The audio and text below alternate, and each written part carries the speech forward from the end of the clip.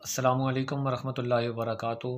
Lahore board نے roll number slips, result cards, اسناد پر bar code لگانے کا جو عمل ہے وہ شروع کر دیا گیا ہے۔ تفصیلات کے مطابق لاہور تعلیمی بورڈز نے 2025 میں میٹرک انٹرمیڈیٹ امتحانات کی رول نمبر سلپ پر بار کوڈ لگانے کا فیصلہ کیا ہے۔